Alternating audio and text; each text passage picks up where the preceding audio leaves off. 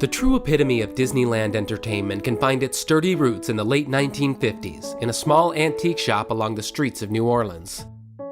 Walt Disney and his wife Lillian were on vacation in the Louisiana port, and among all the sightseeing wandered their way into a quaint little boutique filled with curious mementos and unique souvenirs. As both of them toured through all the various items on display, there was something particular that caught the eye of Lillian specifically. It stood out among all the other pieces in the store. It was a bird cage. A polished dome of ornate brass, and inside was a bird sitting on a perch. It stood there seemingly lifeless, an intriguing sculpture of a simple flying creature. But then, suddenly, it moved. Its head began nodding back and forth, its tail feathers gently bobbed up and down, and its wings fidgeted ever so slightly. But equally as impressive was the beautiful and lifelike whistling song it sang. This bird was more than just a simple music box, it was almost alive in every way. She motioned her husband over to delight in this novelty item with her. Walt was fascinated by the thing, the way it moved, the way it operated. It was simple mechanics, gears, and machinery all working together to create something incredibly natural and authentic. A mood of stirring inspiration struck. Walt, always with Disneyland on his mind, immediately purchased the bird and brought it back to his team at Imagineering. He tasked them with taking it apart, seeing how it worked, and then redoing it on a bigger, grander, and greater scale for his part. If it worked, Disneyland could bring flat animation off the page and carry those spirited concepts into a true-life, three-dimensional space. Walt had always had a fascination with simple wind-up toys. He would have purchased them surely with his children in mind, but Walt was often the one finding much more entertainment in them. He carefully studied each one as he winded them up and let them perform. He would disassemble them and remark how amazing it was that you could get such specific movement from simple internal mechanisms. And perhaps it was in these moments where Walt had the initial ideas that inspired the animatronic.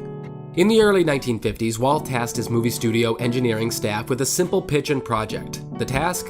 Design a small 9-inch tall figure that would move and speak. The production studio called in popular actor Buddy Upson to perform and record some simple vaudeville dancing routines. Walt Disney directed Epson in each of his movements with the idea that they would be the physical source model for the first ever three-dimensional animatronic. Through the use of cameras, cables, tubes, and burgeoning mechanics, they would be able to make this pocket-sized man dance. This project was coined Project Little Man, and it was ultimately tabled as Walt's staff turned their efforts to another special project, called Disneyland. Disneyland would take the concepts learned during Project Little Man and expand and improve upon them as opening day debuted with the Jungle River Adventure. A scenic boat tour through amazing jungle vistas, but most impressively, it had the inclusion of moving animal figures. The show, using simple mechanisms, allowed most of the machinery to be concealed underwater or behind the scenes. These upgrades and enhancements would increase when more attractions like the Mine Train through Nature's Wonderland opened in Frontierland, featuring a whole new cast of animatronic characters. Walt was always on the cutting edge of technology and utilizing those discoveries, improving on existing notions to bring the best possible entertainment to his viewers. Whether it was via the innovation he found behind the screen, like cartoons with sound, full-length animated features, surround sound theaters, the multi-plane camera, or more, he was always finding ways to advance his craft. And this was the truest within his Disneyland. And in 1963, there would be an addition of an audible element to these animatronics that would be truly enchanting. Well, if I had it to do over again, I think, no, I don't think it would. I don't know. I hope I don't have to do it over again.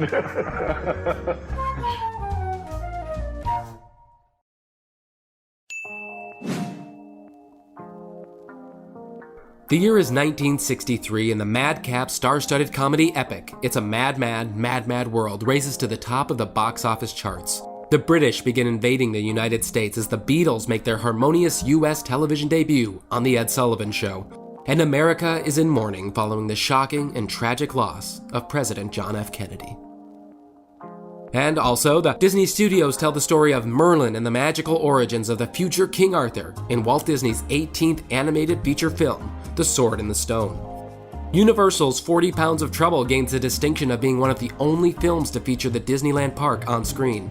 The film starred Tony Curtis and Suzanne Plachette as a stubborn casino manager and a nightclub singer who soften a bit after taking in a young, troublemaking yet adorable orphan girl. The film involved a sizable climatic scene through many of the lands and attractions at Disneyland. The movie released to mixed reviews, and with very few exceptions, it became the only film to feature the true park as an actual setting. Since the first World's Fair was held at Hyde Park in London in 1851, its purpose had always been to showcase the promise and progress that mankind had and could accomplish. In essence, these fairs were the first technology conventions, as in these earlier expos you'd find exhibits dedicated to these blossoming technologies in trade and manufacturing. Inventions like the zipper, x-rays, and fax machines, as well as architectural icons like the Space Needle and the Eiffel Tower, all made their debuts at the World's Fair. The general theme of the 1964 World's Fair was progress, and that's a concept that resonated tremendously with Walt Disney. With the success of Disneyland and Disney's specific way of entertaining his guests, Walt was approached by numerous companies with the opportunity of overseeing some attractions and pavilions for their brands at the 1964 World's Fair being held at Flushing Meadows Corona Park in Queens, New York.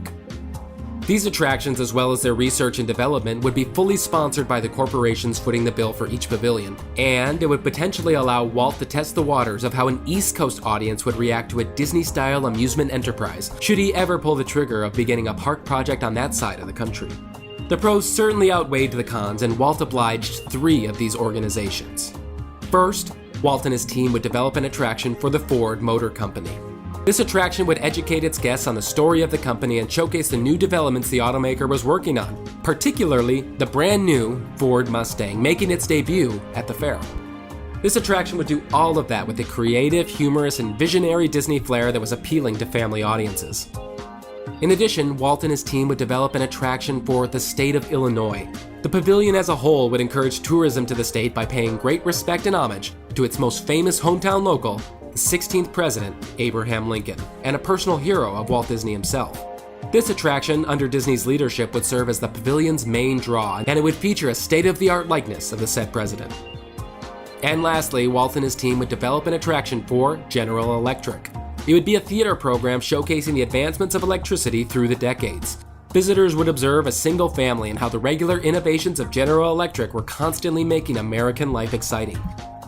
And the gimmick would be that the theater would rotate the audience from scene to scene, like a carousel. But then, just 9 months before the gates of the fair would be open, Pepsi-Cola reached out to Joe Fowler, general manager of Disneyland at the time, in the hopes that they would take on perhaps another exhibit. Fowler declined the offer, reasoning they were already working on 3 very different, very complex attractions. But when Walt found out that the theme of the Pepsi Pavilion would be a salute to UNICEF, the United Nations International Children's Emergency Fund, that refusal was redacted, and Walt Disney went to his frazzled yet all-in Imagineering staff and informed them, "I've got an idea for a little boat ride." There would be countless other offerings at the upcoming New York World's Fair, but Disney's contributions would outshine them all.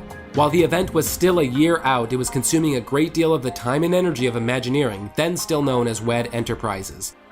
But the implications of these attractions for Disneyland in the following years would be massive.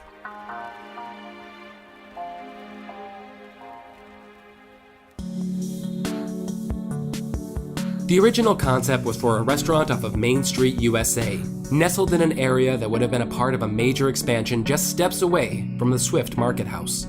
An homage to Chinatown, it would have featured inspired architecture and shops, but especially an exceptional dinner show and restaurant offering delicious Chinese cuisine and entertainment. The restaurant's most unique element would be in a fully robotic character that was heavily influenced by Chinese philosopher Confucius. This particular aspect of the dinner show would see the animatronic taking questions from the audience and answering them back via witty proverbs. It would also feature 2 animatronic dragons that would move about on either side of the deep-thinking wise man. One of Walt's main concerns over Project Little Man was that the figure was too small to contain the mechanical elements within. While only in testing phases, this still had all the machinery and wires out and exposed.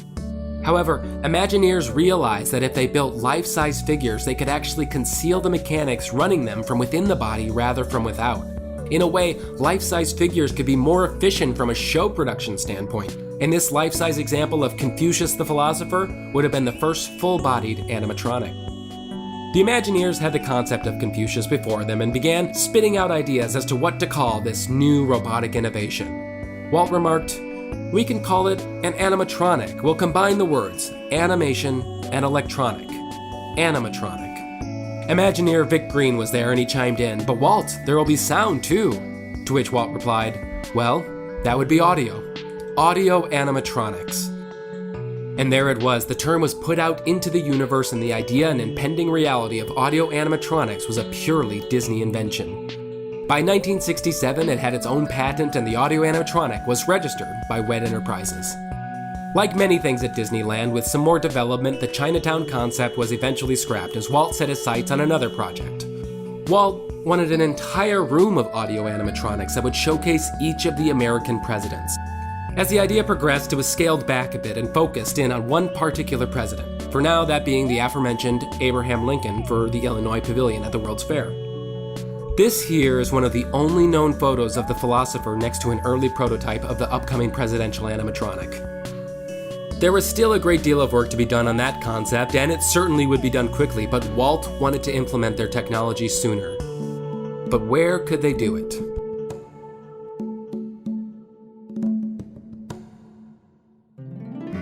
There was truly a tiki craze going on in the 1950s and 60s, and it defined an aspect of that generation's popular culture. Beginnings of this can be traced back to when tiki bars like Don the Beachcomber and Trader Vic started popping up and serving tropical libations and exotic atmosphere to suburbanized 9-to-5ers in Southern California. In addition, there was a surge in tropical popularity upon the end of World War II, as many soldiers had served in the Pacific Theater and amidst the horrors of war could find good memory in their off time spent enjoying the Polynesian islands, the people, and the lifestyle. Tiki culture in America served as an escape, and in a way, that's exactly what Disneyland represented, an escape from reality into the wondrous realms of fantasy and adventure. And as America was recently welcoming the new addition of Hawaii to the Union, this growing island-themed concept of tikis would fit right at home in Adventureland. Walt and Imagineers morphed the original dinner theater concept from Chinatown to more appropriately serve an Adventureland setting. It would be called the Enchanted Tiki and Bird Room, featuring Disney's Legends of the Enchanted Tiki Show. It would be a Polynesian-themed restaurant surrounded by lush island foliage, decorated without like a thatch-roofed South Seas island hut. And it would be adorned within by tropical and exotic island knickknacks, the main feature, of course, being the beautiful singing birds perched in the rafters. The initial concept art by Imagineer John Hench showed a beautiful island restaurant with many birds hanging from the ceiling directly over the tables of the happy guests dining below. Walt was initially apprehensive. "I'm not sure that's a great idea, John," Walt mused. "The birds will poop in the food." John Hench laughed and assured Walt that they would not be real birds. He said, "They'll be animated and they'll tweet and they'll sing to one another." The new restaurant idea began taking shape, and soon the building was going up, but the bittersweet discovery during production ended up being that the show might actually be too good. It was reasoned well-fed guests would be inclined to linger around with the audio animatronic birds and create problems with flow. The simple solution was to marquee the attraction itself and fully commit to the show aspect of the idea. Construction had already began on the restaurant concept before it was officially scrapped, and you can still see remnants of the idea within the finished attraction, including a well-hidden public restroom for those who would have been dining in, and the centerpiece fountain would have doubled as a working coffee bar.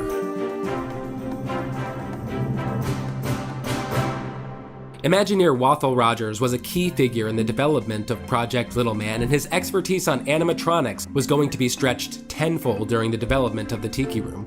Production began in Imagineering with simply one bird. The sounds of chirping were recorded to tape, and when played along with the animatronic, it would initiate a simple mechanism that would send a pulse of electricity that would trigger a pneumatic valve that would open and close the bird beak. When the sound ceased, so did the mechanism, ensuring that there would never be sound without movement, and vice versa.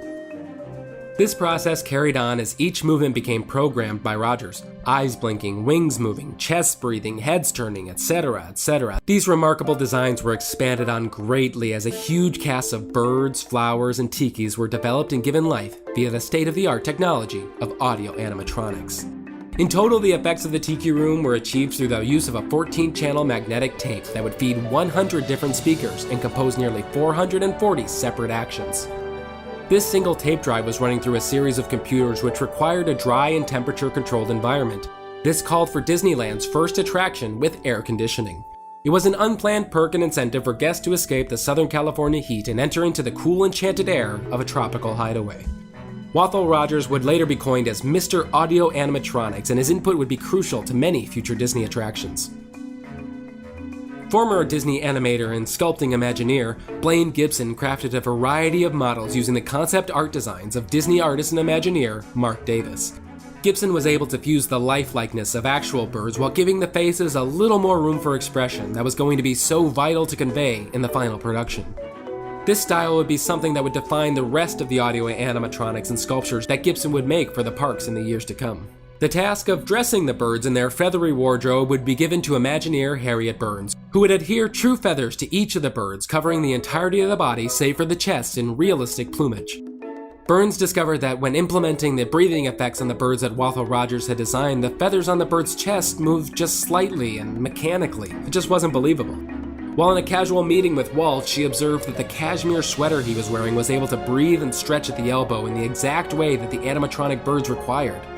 Harriet Burns went back to the birds and implemented the new fabric on each of them. Thus, all of the birds can achieve believable breath by their motorized insides, but also by their cashmere fabric outsides, designed by Harriet Burns. It's a crown. It cost a heck of a lot of money, so you should live up to it. Well, actually, it wasn't as simple as that. The Enchanted Tiki Room was funded in full by Wed Enterprises and Walt Disney himself, and it was not originally owned by the Disneyland park. And when it officially opened on June 23, 1963, it bore his name, Walt Disney's Enchanted Tiki Room. It was the first audio animatronic show ever, and it required an additional ticket of 75 cents, making it just slightly more than the 60-cent e-ticket.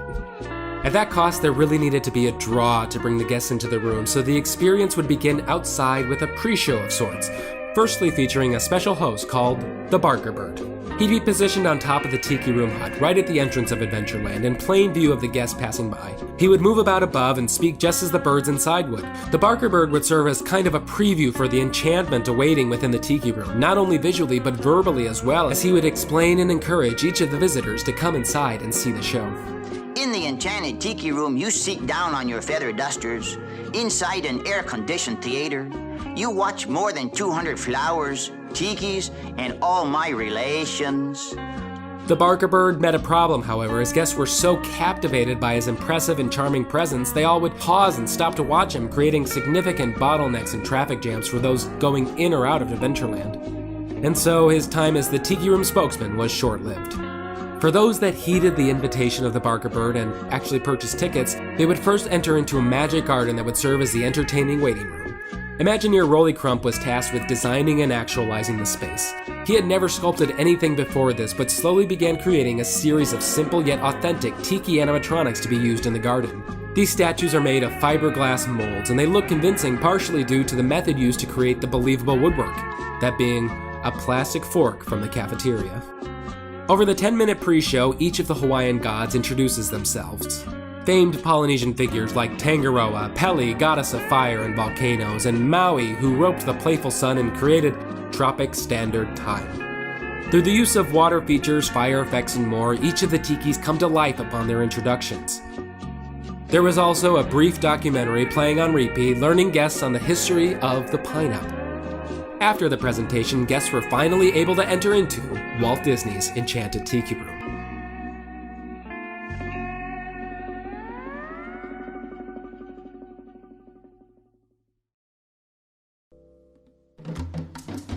Visitors would enter into a dimly lit round theater with a bench seating capacity of 240 guests at a time.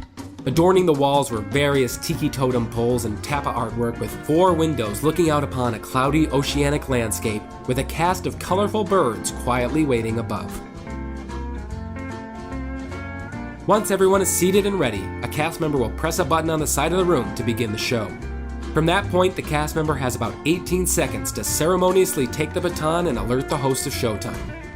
Walt was the first one to ever do this, and as a frequent guest of the attraction, countless guests over the years would have witnessed Walt himself perform the honors of waking up Jose from his short siesta and beginning the show. Oh, buenos dias, señorita. My siestas are getting shorter and shorter. Oh, look at all the people. And welcome to Walt Disney's Enchanted Tiki Room.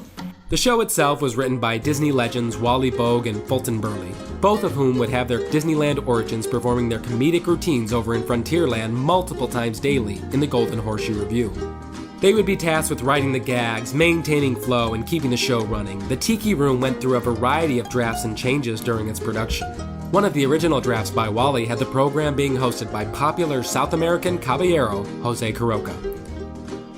The finished version of the show begins with your fine-feathered host, Jose, who proceeds to wake up 3 additional MCs to start the program. Your main hosts are Jose, Fritz, Michael, and Pierre, each of whom had their own iconic nationalities that are not only evident within their accents, but also in the colors of their feathers, as each bird shares a loosely similar color palette with their respective country's flag.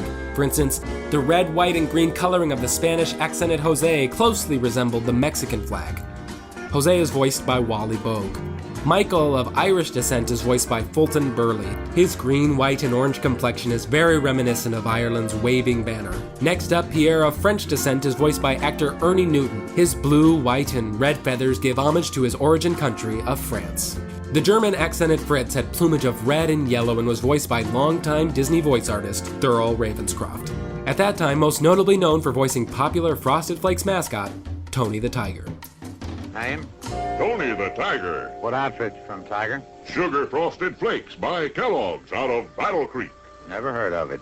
Never heard of Sugar Frosted Flakes? Those big crisp flakes of corn with that secret toasted-in sugar frosting?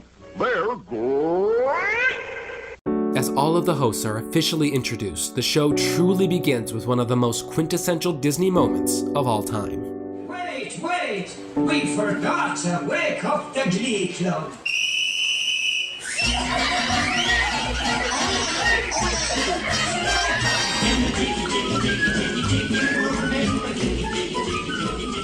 There was nothing quite like the room coming alive in this way, through whistles and chirps and a swell of music, watching a quiet space of seemingly inanimate objects rousingly come to life with such energy and character was a force like no other. As these birds sing words, as these flowers croon, guests would become completely invigorated in magic, music, and enchantment. This here is the zenith of Disneyland entertainment, a flawless motivation for every development and sentiment that would come thereafter. The show would feature countless effects via the centerpiece water feature or a simulated thunderstorm outside.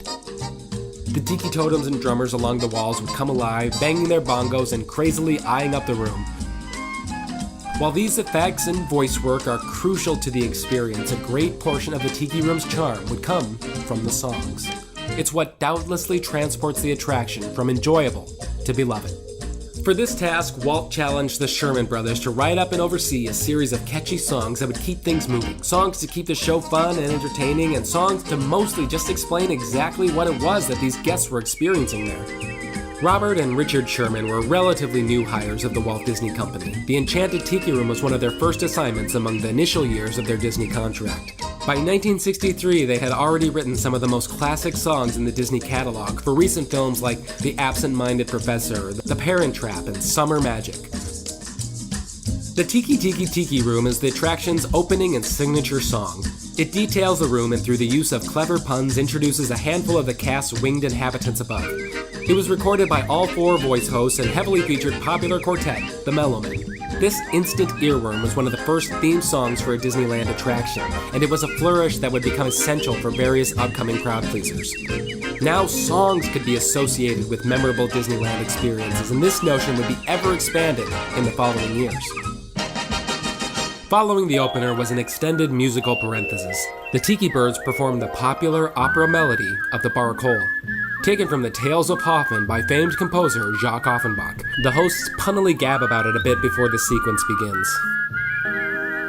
Yeah. Écoutez, listen. I think maybe it's music. Yeah, it is Offenbach. You stay off of my back and I'll stay off of your back. Shh! Let's be quiet and listen.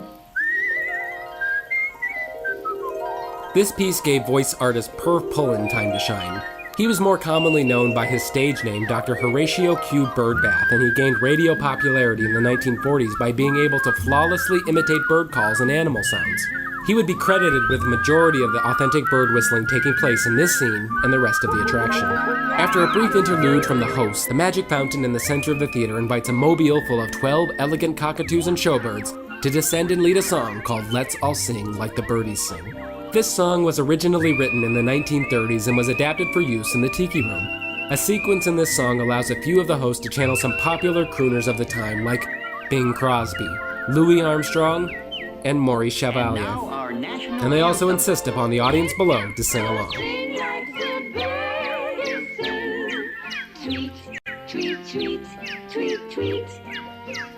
Next up was a track titled Hawaiian War Chant. This was a popular Hawaiian song written by Prince Lelehoku in the 1860s, and it gained continued popularity as it was adapted with English lyrics by American music artists in the 1930s. During this segment, it is presented with its original Hawaiian lyrics as groups of colorful blooms lower from their hanging flower beds above to serenade the audience below in the beautiful Hawaiian language. The song soon escalates into rhythmic pandemonium as the tikis around the room begin banging their drums and chanting into a powerful and rousing reprise of the song. The track culminates in a lights-out clap of thunder as rain begins pelting the windows and a chaotic hubbub briefly takes over the birds. What's going on? Ach, du lieber, was ist los? Ach, somebody has stolen my thunder. I think someone has left the shower running. Be careful, me fine friends. The gods have been angered by all the celebrating. With a farewell and aloha, guests are called to exit.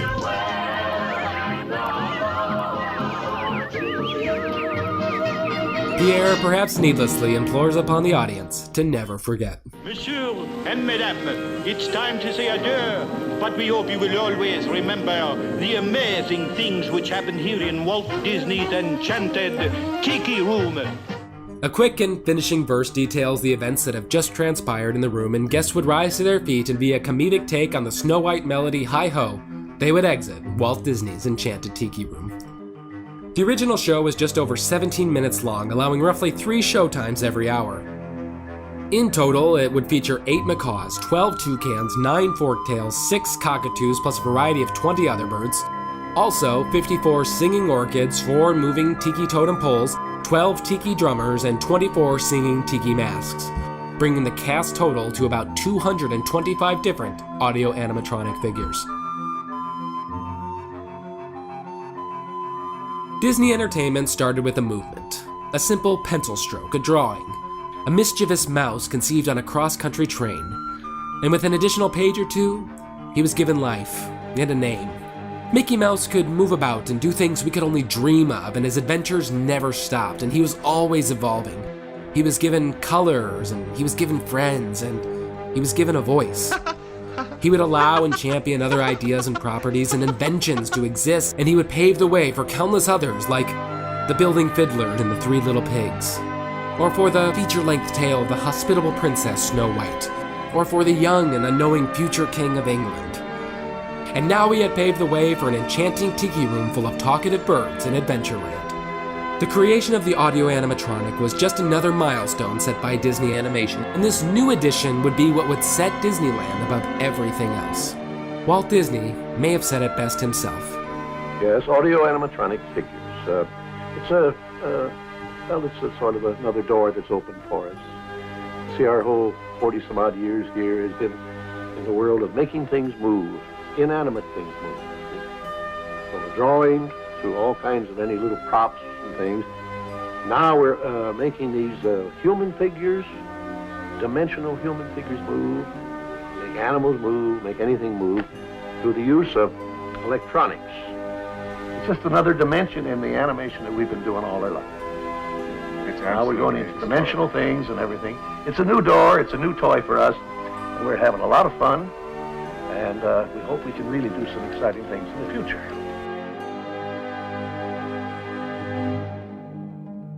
The term classic is thrown around perhaps a bit much these days, but the Enchanted Tiki Room was a classic.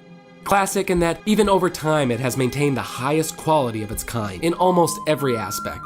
The room itself was magnificently immersive and immediately transportive. No matter what the weather may have looked like outside, a storm was always brewing within the Tiki Room.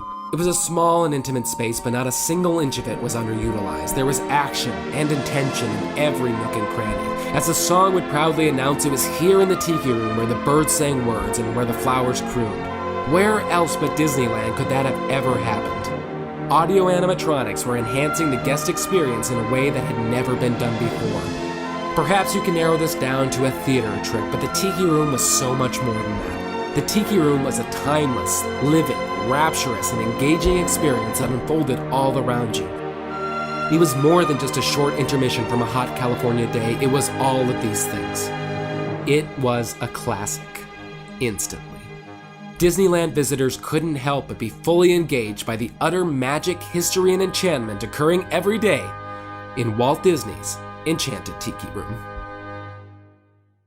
This has been a recording. And that, my Explorer friends, was 1963. I know this one was a doozy, but it's one of my favorite attractions, and I'd argue that this year was one of the most important years in Disneyland history. Comment on this video with your most memorable Tiki Room story. We all have one. We'll be back soon with 1964, and until then, we'll see you in the happy, happy, happy, happy, happy place. Bye!